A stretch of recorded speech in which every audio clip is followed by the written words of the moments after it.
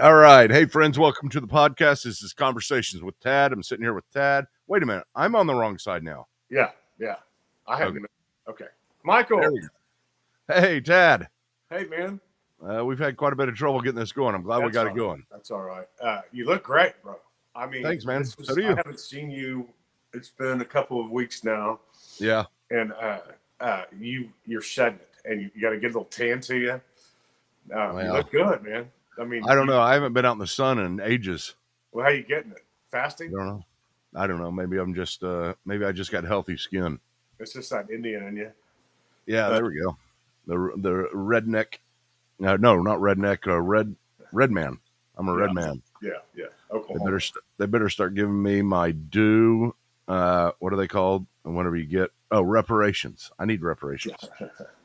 Yeah. Well, it's good to see you, dude. Yeah, it's good to see you too.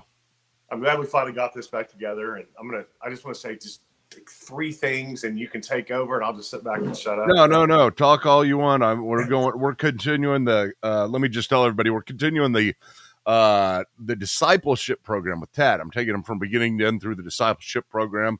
We're spending a lot of time on each one, and so hopefully you're really enjoying this. It's great. It's perfect for Tad.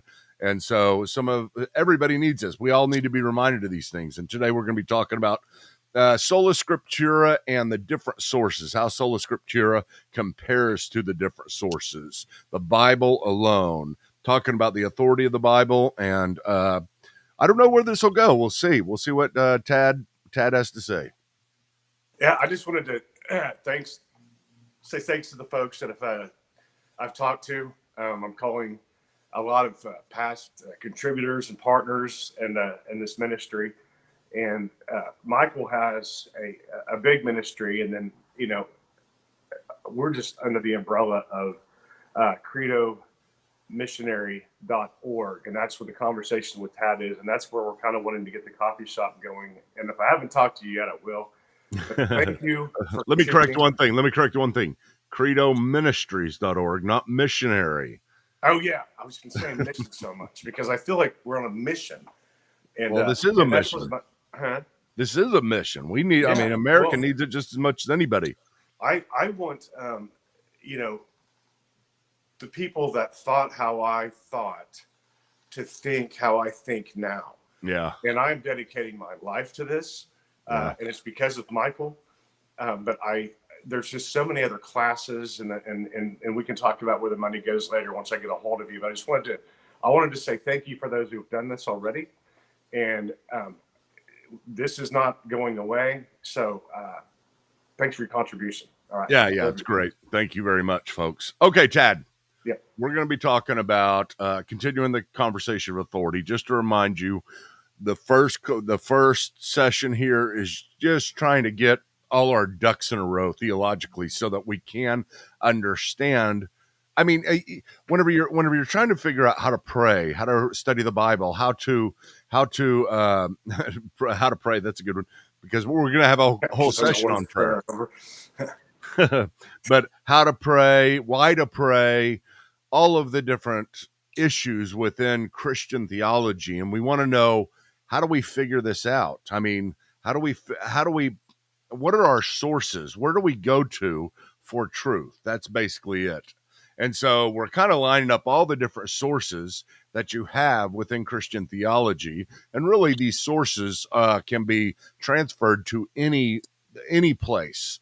There's always going to be an authority in your life about something. You go get a new job, your boss teaches you how to do the job, and that's how you learn. Whenever you go to school, there's a textbook that's the authority and your teacher that's the authority. And so when we come to Christianity in general, we're looking because we don't turn around and talk to God and say, hey, God, tell me, just like I was talking about earlier today, tell me, are you eternal and how you can be eternal?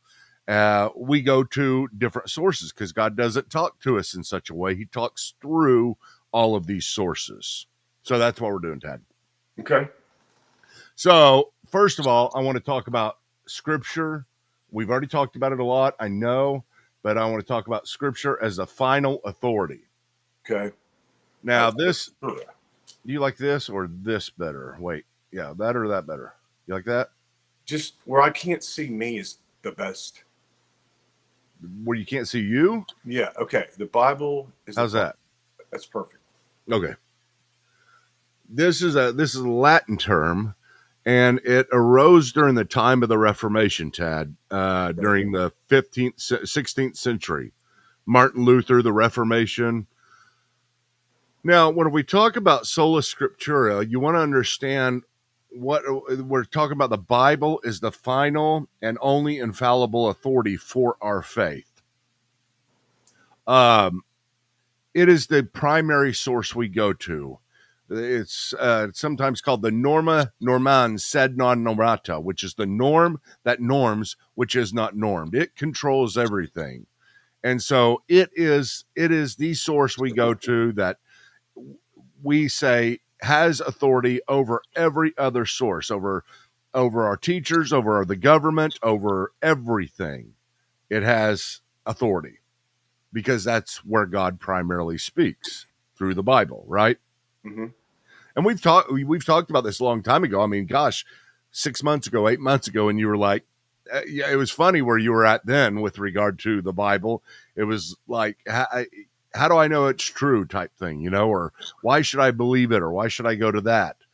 Here's the deal we're doing. We're comparing the Bible here to these different sources where this guy, have you seen this picture before? Uh-huh. Yeah. Okay. Yep. Well, I think we did it at the very beginning, but let me Yeah, review. we did. I think it was the last one we did, actually. Was it? I think so, yeah. Okay, but this guy here is trying to figure out what is truth, and he's got all these different sources. His church, the society, his mom and dad, the creation itself, his own experience through prayer, his own emotions. Emotions are a very big part of this, and so when we're talking about authority, we're talking about these 5 sources. Where do we go for truth? We go to the Bible: reason, tradition, experience, and emotion. The Bible is the final authority that rules over all these. These kind of keep guard over the Bible. Tradition, think of these as the Bible up front, and that there's all these other ones standing guard around the Bible. It's not that we don't use them, but the Bible is the primary source. It is the place we go to for whenever we're looking for truth. So whenever you're talking about, let's go through each one of these individually so we understand it. Tradition is religious information that has been Is this handed. not the last one we did? No. Okay. Maybe I've just been reading too much. All right, go ahead. I hope it's not the last one we did. I'm pretty darn I sure. think it I might. checked it beforehand. Okay. Okay. So tradition is a religious information that has been handed down to us from various sources. I've already talked to you about this, but now we're going to talk about some examples and trying to understand it. So we'll start with tradition and we go through examples. What are some examples that you can think of tradition? Religion. Huh? Catholic. Like Catholicism or something like that. Is that tradition? Yeah. I mean, that's the church. Okay, the church. Yeah. Your church, your I keep saying denomination. religion. I need to start saying the church. Okay. Anyway.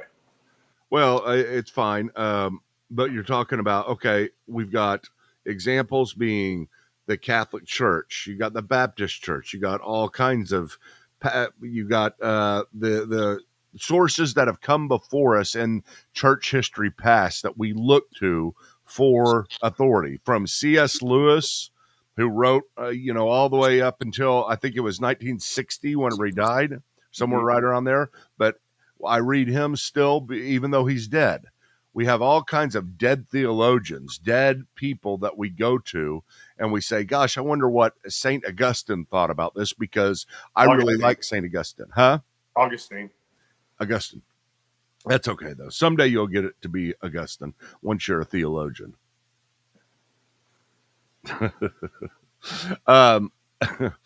Okay, so you've got example within culture carries traditions with it, right? So culture, what is the tradition within our culture whenever it comes to uh uh getting married? Well, right now people are getting married later and later, right? I mean, it used to be 24 was the average. Now it's all the way up to 30s, 30 and 32. And so you got a change within culture that communicates something to you. But this communication, you got to ask yourself the question, does the communication, whatever the culture communicates, is it good or is it bad? Sometimes it's good. Cultures pass down good things, but sometimes it's really bad. Like whenever we have the communication of people sleeping around, fornication, just being sexually promiscuous. That is a normal thing in our culture today. And then we turn to the Bible and we say, okay, what does the Bible have to say about sex? And it talks about it being within a marital relationship. And so you can't look at culture and say, well, culture does it. And so it seems like it's okay if the Bible is against it, because the Bible is the norm. That norms culture. It is the authority over culture in the Christian's life. Get it? Got it. Benefits. What are benefits of tradition?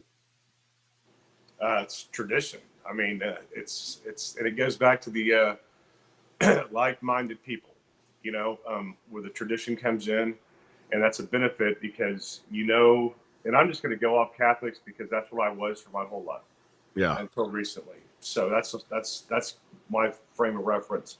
But like I know when I go to church, I'm going to see the same people. They're going to sit in the same spots. I'm going to, do this. Yeah. I'm going to I know all the prayers. I know what the priest is going to say before he says it. I'm going to get my wafer and then go home before they do the announcements, so I can just ride my bike home. Is what I used to do. Why do people refer to tradition? Why all those things you just said? Why do people like them? It's comfortable. Yeah, comfort. It's easy. It's comfortable. It's what we do. I mean, we none of us really like change. Very few people like change in every area. Whenever you have a tradition that's handed down, it gives you comfort. It gives you comfort for one thing, because like you said, you know what to do, right? Mm-hmm. But it gives you a comfort in another way because you're not alone. Right. You're doing what if you go in and you say, I'm going to start this new tradition at church, and it's going to be totally different. I'm going to create a church that nobody's ever done before. Whenever nobody's ever done it before, it should create anxiety with us, right? Mm-hmm. Because basically we're saying, right now, I'm smarter than everybody that has come before me, right? Well, I didn't think it that way, but okay. Well, I mean, think of it this way. Think of Joseph I see Smith. what you're saying. I'm going to change something because I'm smarter than they are. Okay.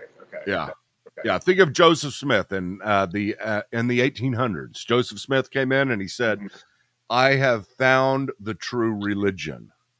I have corrected everybody's interpretation of the Bible, and I'm starting a new religion. Wow. So here's Mormonism. Just get started in the 18th century, 1800 years after Christ, right? Uh-huh. And that I'm not saying it can't be true. I'm not saying you can't lose the truth for this many years. I'm just saying it better give you big pause to try to go against everything. Because basically what you're saying is, God, your Holy Spirit is powerful in people's lives, and you bring people to a certain kind of faith, but it wasn't powerful enough until me. The Holy Spirit, he wasn't powerful enough until he came to me and revealed to me this brand new truth. Can you imagine the ego? Yeah, I know. I can't imagine it at all. So God's saying, so Jesus, my son wasn't really good enough for you, so you're going to go ahead and change some beliefs in this? I mean, because I don't remember Jesus saying anything about you get your own planet. It's true. They bring up all kinds of odd things. Yeah. I mean, yeah. But that's an example. That's a really good example of how tradition makes us comfortable because we want to follow those who have gone before us. And one of the reasons why people do like the Catholic Church, it feels very traditional. It feels like something that has always been done. And therefore you can rest in the comfort of the normality of doing the same thing over and over again. And it feels like it's right. Yeah. Whenever you're alone in any situation, right, Tad? I mean, politics or religion or anything, whenever you're all alone and you don't have anybody that is believing you or supporting you, and you have this whole new way of understanding, then it's just not comfortable. You don't want to be by yourself. Real quick, my phone, I'm worried my phone's going to die because we took so long to get going. I want to tell you about I'm not trying to interrupt you, but if I don't tell you this, I'm going to forget. And I told them I would say something because they're watching. Yeah. Bill and Jane, I met at the Cracker Barrel. You ever been to the Cracker Barrel? I love the Cracker Barrel. Oh, dude, that's the first time I ever went. That's really. Oh, yeah. That's like the Black Eyed Pea used to be. Yeah, but better. I mean, yeah, I mix foods that should not be going together at all. But so they were sitting there, and Bill is 94, and Jane, I didn't get her age. I thought it was rude, but she's probably in her 80s. And we were just talking, and I did my thing. I said, there's a good energy with you two folks. How long have you been married? And then so I asked her, and this is the first time I've gotten this answer. I said, do you believe in, God first or religion? And she goes, I didn't believe in either. And I said, well, what are you? She goes, we're Baptist. So I've been invited to go to the Oak Archie Baptist Church. But and I said, so how did you learn about God? Your parents had to tell you something. And she goes, my parents didn't believe in God at all. My cousin did. And they always seemed kind of happy, and they were Baptist. So it took me a long time to learn God. And she goes, I did it on my own way.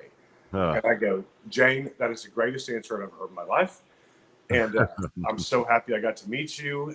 And can I do a prayer with you guys real quick? This is in Cracker Barrel. Yeah. And so we stood up to do it. I wasn't expecting that, actually. And I had to tell her the same thing I've told you a million times. And I told her, I said, I'm the worst prayer ever. Yeah. She's like, there's no such thing.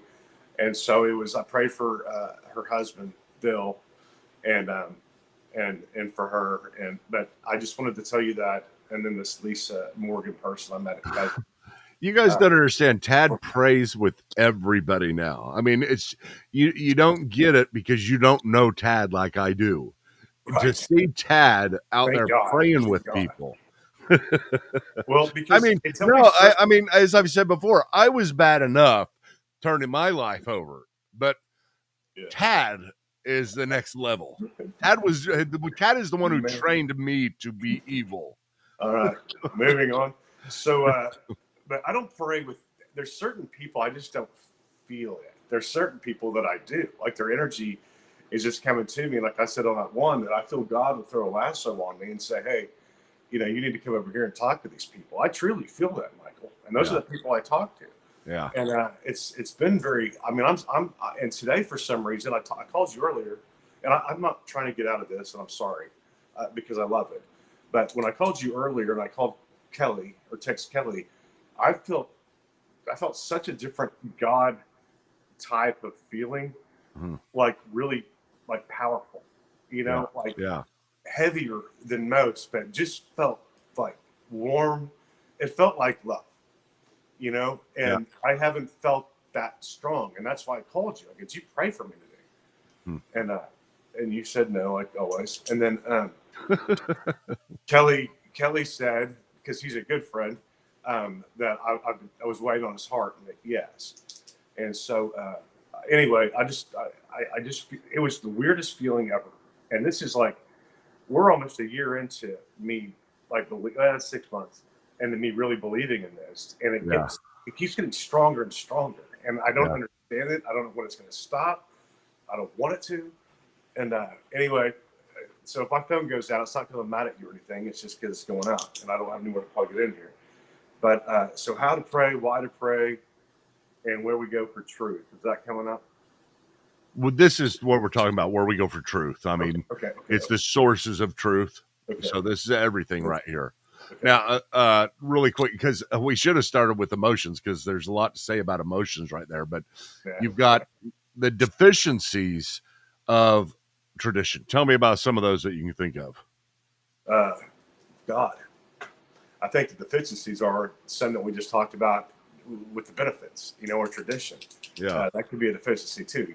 It could be why do I believe, and that's why I'm asking all these questions. and we talked about it. I think I don't know. We talked about it, but And I don't know if I believe because you have taught me all this stuff, or do I believe? That's what I'm asking. Like, is there, what do we believe in first? Tradition, the church, or God? And that's why, that's a great question. The deficiencies. I don't, you know what? And not knowing the deficiency is probably a deficiency, actually. Yeah. Well, no, you were saying, I mean, the benefits are the deficiencies too. It's like you get like with your problem. Your problem is with Catholicism, but it's not with Catholicism in general. It's with the rote the rote movements of the church. Whenever our church becomes so rote, you know the prayers, you know what the pastor's going to say next, you know everything. That doesn't really teach you anything. It doesn't really change. It's a great way to put it. But, man, And go it's ahead. really pretty, right? I mean, it really is. I mean, Yeah. looking at this stuff, you go to some churches that have no tradition, they just teach the Bible. It's not really a pretty situation. I mean, not that way. It's not beautiful. It's not elegant. It doesn't stand out. But when you come to a church that's the Hagia Sophia in Constantinople, and the ceiling and the walls, you're always looking up. It's beautiful, and it makes you feel like one guy said that he was the Tsar of Russia, and he was looking around for a religion. I don't know if this is a true story. This is just said all the time, but he was looking for a religion. He went to Muslims. He went to every religion that was around, the Hindus. And then he goes into Hagia Sophia, which is the church in Constantinople. You ought to take a look at it sometime if you want to see the very definition of beauty and tradition. It's just a huge church. And he walks in there and he says, Make it to where I can see you better. I need to see your face. I don't know how to. Okay. That's all right. Keep going. Okay. But anyway, so he goes there and he says, I want to be a Christian because of the beauty of this tradition. So tradition is very, very beautiful, but at the same time, it just can become so rote that you have no clue what you're doing. And you may not even believe. Like you said, do you want church or God first? If you go church first, what you're saying is, I like tradition. You're saying, I like, that's my main thing, and God comes secondary to it. Or I find God in tradition, but you ask, how do you find God in tradition whenever it's just kind of a rote thing that you're doing all the time? I know there's ways you can, but at the same time, it becomes a deficiency, like you said, that the benefits become the deficiencies. I watched, I don't know if you remember this. You may have watched it. I don't know. It was, well, I don't even remember what date it was. Back in 1998, maybe, when Ronald Reagan died. Yeah. But I always use this because it was like, it just blew me away. I'd never seen the procession of an American president's death. And as you go through, there's all kinds of things you're watching that you're scratching your head over. You're saying, this is really, really cool, but I don't have a clue what it means. Right. There was one point where there was this horse, and you can look this up. It's really cool. I actually looked it up about a week ago because I started thinking about it. I think it's just such a great illustration. Is there's this horse with a boot in backwards. And so that is the horse of the passed on president. And I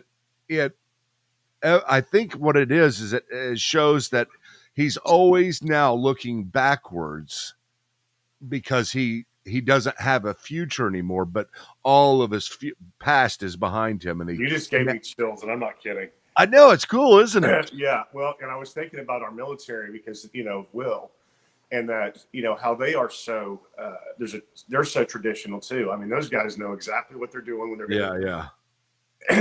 And but that's a different thing. That's just protectors. Dude, you give me chills all over. I'm gonna watch that Reagan's funeral procession. I think you can watch any president's funeral procession, but look at the I want to watch the horseless, or the horseless, the riderless horse. Look for that, and you'll see what I'm talking about. And the boot going backwards. But anyway, what it is I looked at it, and I was blown away by it because it was so beautiful, but I had no clue what it meant. Yeah. And once I did learn that it's the dead president looking back because he'll never look forward again, it just kind of blew me away. It really did. Tradition can teach. It can teach a lot, but whenever it becomes rote, whenever you're doing the same thing every week, unless you're explaining it each week or at least regularly why you're doing this stuff, it just becomes the end in itself. The church becomes the end, and the what it represents no longer is relevant or that relevant anymore. And so the Right. church Okay. comes before. Sorry. Like when I would go to church, I knew, it's almost like you just memorized everything because you've heard it so many times, and nothing meant anything. You know, Yeah. maybe the gospel, the homily, or something. The sermon was always kind of fun, depending on what priest it was, but everything else was sit, stand, kneel, and we're going to say this, and in this order, and then and you just get numb to it, really. And but that's why when you came into my life and have been beating me up about this for so long, and I wish I would have listened to you 25 years ago, man. Just one time, I guess, but this is so much different, and it's exciting because I get to learn something new every day. And I do. I watch you. I love your classes, and that's another thing we're going to do with the credo when we get that house Ministries. Back. Yeah. But I'm thinking I got 30 things going on in my mind right now. But that's why it's so important to get it back. Is to get people like me to get to be more like Michael, and that's the goal. The goal is for you to be more like Christ, not me, dude. You don't. Well, it's the same difference. No, it's not. Not even close. I never heard about Jesus working on a car. He could build things. He was a carpenter, dude. I can't do that. I got all this carpentry stuff in the garage, just sitting there. My wife waiting for me to fix all these things I said I was going to, and yeah, I don't know how to do any of that. She'll forget. Yeah. Well, she just every once in a while, whenever she goes in there, she sees it and is reminded. It was one of those days, it's trash day, and she's putting all these big trash things up. I'm, don't put that up. I can fix that. Don't put that up. I can fix it. And I haven't fixed one thing. You didn't say you're going to, but you said you can. Yeah, that's true. Well, anyway, Tad, we're done with this. I mean, we're done with our time, but yeah, tradition. So we got through what did we get through? Just tradition, right?